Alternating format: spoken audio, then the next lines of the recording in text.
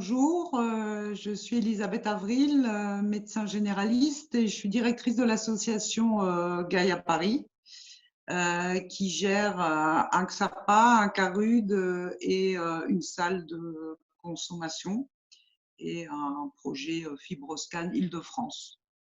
L'association Gaïa donc développe un programme de traitement de substitution opiacés depuis 1998 à seuil adapté, c'est-à-dire que toute personne désirant s'inscrire est reçue sans rendez-vous et peut obtenir le jour même le démarrage d'un traitement de substitution par méthadone et par buprenorphine.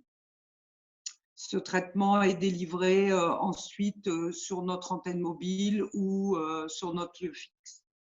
Donc, comment initialiser les traitements durant la crise? À l'association Gaïa, donc, nous avons eu à peu près 80 nouveaux patients en 15 jours à peu près. Donc, on a accéléré notre procédure habituelle, c'est-à-dire nous recevons les gens sans rendez-vous. Ils sont vus directement par un médecin ou par une infirmière qui va reprendre les grandes parties de l'anamnèse et du parcours de la personne en insistant sur ses consommations actuelles et sur ses pratiques de consommation.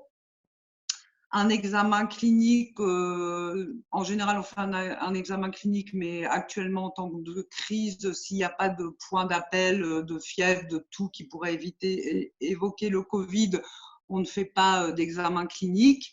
Nous faisons une analyse urinaire minute, comme on le fait habituellement, avec la recherche de méthadone, buprenorphine, cocaïne et benzodiazépine dans les urines.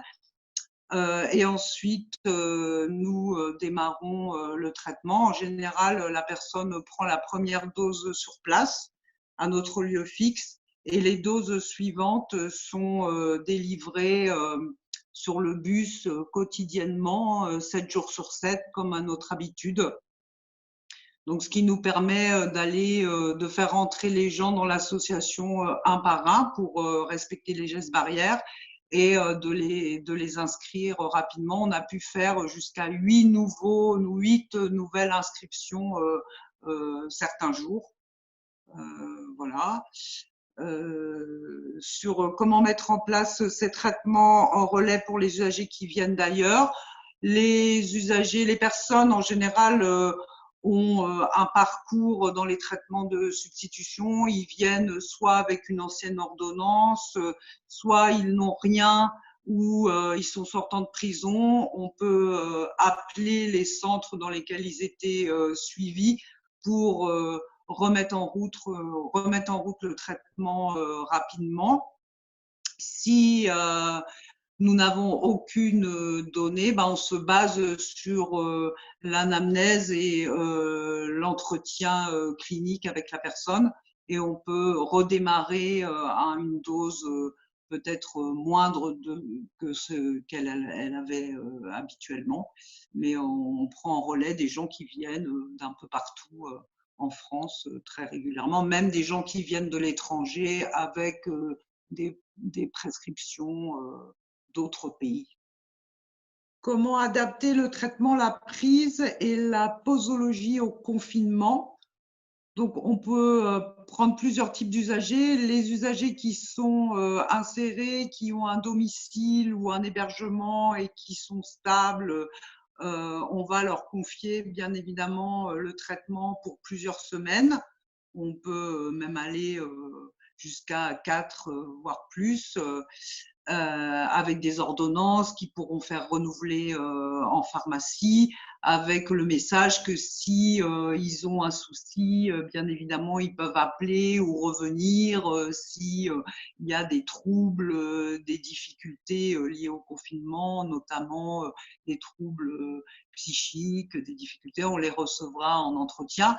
Pour les personnes plus précaires, notamment celles qui sont à la rue, donc nous, l'association, on a fait un gros travail puisqu'on a mis plus de 80 personnes à l'hôtel Donc, à partir du moment où ils sont à l'hôtel, on peut leur confier un peu plus de traitement. Ça peut être, au lieu d'être en quotidien, ça peut être 2 fois la semaine, 1 fois la semaine, et puis on réadapte en fonction de leur comportement. Enfin, si c'est vrai qu'on voit en ce moment c'est très tendu, ils n'ont pas de ressources, donc il y a beaucoup de traitements qui disparaissent, ils reviennent avant le jour du renouvellement parce que le traitement a été perdu, volé. Donc on va s'adapter au jour le jour à la à la vie des usagers, à leur mode de vie. Sur la posologie, quand c'est des nouveaux inscrits, on leur demande toujours de revenir, on leur propose en tout cas de revenir au bout de 4-5 jours, 1 semaine, pour réévaluer avec eux si la posologie leur convient, s'il faut augmenter, si on doit évaluer aussi d'autres troubles qu'ils auraient, hein, comme des troubles du sommeil ou beaucoup d'anxiété. Donc on a une population qui est très atteinte par les troubles psychiques. Donc ça, on peut aussi délivrer des traitements psychotropes tous les jours dans notre antenne mobile en association avec le traitement de substitution. Et donc, ça va être une évaluation vraiment au jour le jour par les équipes de l'antenne mobile et puis par l'équipe du lieu fixe qui va recevoir les gens et discuter avec eux s'ils peuvent, voilà, si on peut leur confier plusieurs jours de traitement. Certains ne le souhaitent pas d'ailleurs, hein, puisqu'ils sont dans des conditions trop précaires pour pouvoir gérer un traitement au long cours. Et donc ces posologies s'adaptent très très souvent donc il faut qu'il y ait des gens en présentiel qui puissent faire des consultations. Donc nous, on a organisé nos consultations portes ouvertes pour que l'air circule. On a des masques, on a des surblouses, on a des visières sur le bus comme au lieu fixe. Donc on s'est aussi organisé en fonction de l'épidémie pour ne pas tomber malade et rester là pour nos patients. Comment inscrire les personnes non francophones? Donc, quand on parle de personnes non francophones, non anglophones, enfin, qui ne parlent pas des langues européennes que des collègues pourraient parler. J'entends plutôt des personnes qui viennent d'Inde. Nous, on reçoit beaucoup de personnes du Pendjab, on reçoit beaucoup de personnes russophones qui viennent de toute l'Europe de l'Est. Donc, on a une grande pratique de ces consultations qui sont parfois au départ un petit peu difficiles, puisque ça fait 20 ans qu'on reçoit ce type de public.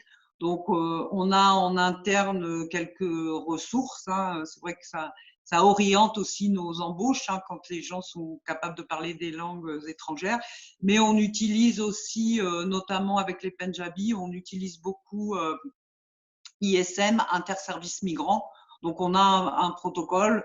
Toutes nos questions, nos réponses, toutes les questions sont assez bien rodées pour aller assez vite, puisque Interservice Migrants, ça coûte cher, mais pour avoir l'essentiel des données qu'il nous faut pour démarrer un traitement de substitution ou ensuite l'adapter avec la personne.